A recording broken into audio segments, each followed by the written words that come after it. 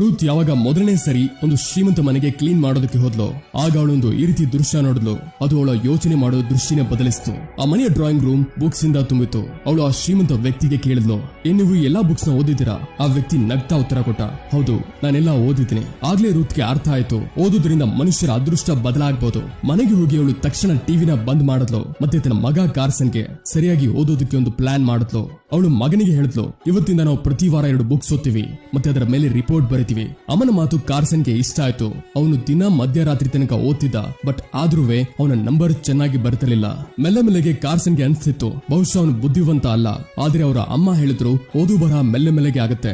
ಅವಶ್ಯಕತೆ ಏನಂದ್ರೆ ನೀನು ಅದನ್ನ ಇಷ್ಟ ಪಡ್ಬೇಕು. ಅಮ್ಮನ ಮಾತು ಕೇಳಿ ಕಾರ್ಸನ್ ಮತ್ತೆ ಶ್ರಮ ಪಡೋದಕ್ಕೆ ರೆಡಿ ಆದ. ಯಾರು ಯೋಚನೆ ಕೂಡ ಮಾಡಿರ್ಲಿಲ್ಲ. ಯಾವ ಹುಡುಗ ಸ್ಕೂಲಲ್ಲಿ ಎಲ್ಲರಿಗಿಂತ ಹಿಂದೆ ಇದ್ದವನು ಅವನು ಒಂದು ದಿನ ಪ್ರಪಂಚದ ಫೇಮಸ್ ಡಾಕ್ಟರ್ ಆಗ್ತಾನೆ ಅಂತ.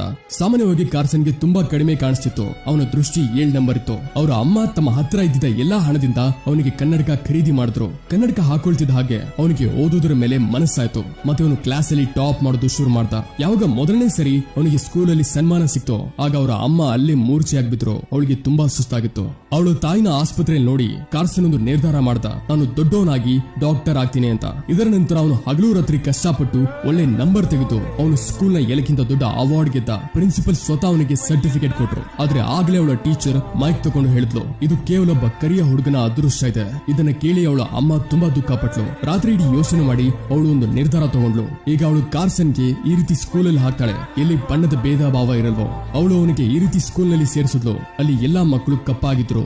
ಅಲ್ಲಿ ಕಾರ್ಸನ್ ಇನ್ನೂ ಶ್ರಮ ಪಟ್ಟ ಮತ್ತೆ ಎಲೆ ಯೂನಿವರ್ಸಿಟಿಯ ಮೆಡಿಕಲ್ ಸ್ಕೂಲ್ ಅಲ್ಲಿ ಅಡ್ಮಿಷನ್ ಪಡೆದ. ಇದೇನು ಕೇವಲ ಒಂದು ಕಥೆಯಲ್ಲ, ಬದಲಿಗೆ ಇದೊಂದು ಟ್ರೂ ಸ್ಟೋರಿ ಇದೆ. ಕಾರ್ಸನ್ ಇವತ್ತು ಜಗತ್ತಲ್ಲಿರುವ ಪ್ರಸಿದ್ಧವಾಗಿರೋ ನ್ಯೂರೋ ಸರ್ಜನ್ ಇದ್ದಾರೆ. ಅವರು 100 ಮಕ್ಕಳ ಚಿಕಿತ್ಸೆ ಮಾಡಿದ್ರು ಮತ್ತೆ ಅವರಿಗೆ ಒಂದು ಹೊಸ ಜೀವನ ಕೊಟ್ಟರು. ರೂತ್ ಯಾವಾಗ ಮೊದಲನೇ ಸರಿ ಒಂದು ಶ್ರೀಮಂತ ಮನೆಗೆ ಕ್ಲೀನ್ ಮಾಡೋದಕ್ಕೆ ಹೋದ್ಲು, ಆಗ ಅವಳೊಂದು ಈ ರೀತಿ ದೃಶ್ಯ ನೋಡಿದ್ಲು. ಅದು ಅವಳ ಯೋಚನೆ ಮಾಡೋ ದೃಷ್ಟಿನೇ ಬದಲಿಸಿತು. ಆ ಮನೆಯ ಡ್ರಾಯಿಂಗ್ ರೂಮ್ ಬುಕ್ಸ್ ಇಂದ ತುಂಬಿತ್ತು. ಅವಳು ಆ ಶ್ರೀಮಂತ ವ್ಯಕ್ತಿಗೆ ಕೇಳಿದ್ಲು, ನೀವು ಎಲ್ಲಾ ಬುಕ್ಸ್ ನ ಓದಿದ್ದೀರಾ? ಆ ವ್ಯಕ್ತಿ ನಗ್ತಾ ಉತ್ತರ ಕೊಟ್ಟ, ಹೌದು, ನಾನೆಲ್ಲ ಓದಿದ್ದೀನಿ. ಆಗ್ಲೇ ರೂತ್ಗೆ ಅರ್ಥ ಆಯ್ತು, ಓದೋದ್ರಿಂದ ಮನುಷ್ಯರ ಅದೃಷ್ಟ ಬದಲಾಗಬಹುದು. ಮನೆಗೆ ಹೋಗಿ ಅವಳು ತಕ್ಷಣ ಟಿವಿನ ಬಂದ್ ಮಾಡಿದ್ಲು ಮತ್ತೆ ತನ್ನ ಮಗ ಕಾರ್ಸನ್ಗೆ ಸರಿಯಾಗಿ ಓದೋದಕ್ಕೆ ಒಂದು ಪ್ಲಾನ್ ಮಾಡಿದ್ಲು. ಅವಳು ಮಗನಿಗೆ ಹೇಳಿದ್ಲು, ಇವತ್ತಿಂದ ನಾವು ಪ್ರತಿ ವಾರ 2 ಬುಕ್ಸ್ ಓದ್ತೀವಿ ಮತ್ತೆ ಅದರ ಮೇಲೆ ರಿಪೋರ್ಟ್ ಬರೀತೀವಿ. ಅಮ್ಮನ ಮಾತು ಕಾರ್ಸನ್ಗೆ ಇಷ್ಟ ಆಯ್ತು.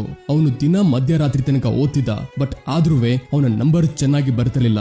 ಮೆಲ್ಲೆಗೆ ಕಾರ್ಸನ್ಗೆ ಅನ್ಸ್ತಿತ್ತು, ಬಹುಶಃ ಅವನು ಬುದ್ಧಿವಂತ ಅಲ್ಲ.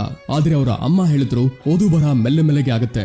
ಅವಶ್ಯಕತೆ ಏನಂದ್ರೆ ನೀನು ಅದನ್ನ ಇಷ್ಟ ಪಡ್ಬೇಕು. ಅಮ್ಮನ ಮಾತು ಕೇಳಿ ಕಾರ್ಸನ್ ಮತ್ತೆ ಶ್ರಮ ಪಡೋದಕ್ಕೆ ರೆಡಿ ಆದ. ಯಾರು ಯೋಚನೆ ಕೂಡ ಮಾಡಿರ್ಲಿಲ್ಲ. ಯಾವ ಹುಡುಗ ಸ್ಕೂಲಲ್ಲಿ ಎಲ್ಲರಿಗಿಂತ ಹಿಂದೆ ಇದ್ದವನು ಅವನು ಒಂದು ದಿನ ಪ್ರಪಂಚದ ಫೇಮಸ್ ಡಾಕ್ಟರ್ ಆಗ್ತಾನೆ ಅಂತ. ಸಾಮಾನ್ಯವಾಗಿ ಕಾರ್ಸನ್ಗೆ ತುಂಬಾ ಕಡಿಮೆ ಕಾಣಿಸ್ತಿತ್ತು. ಅವನ ದೃಷ್ಟಿ 7 ನಂಬರ್ ಇತ್ತು. ಅವರ ಅಮ್ಮ ತಮ್ಮ ಹತ್ರ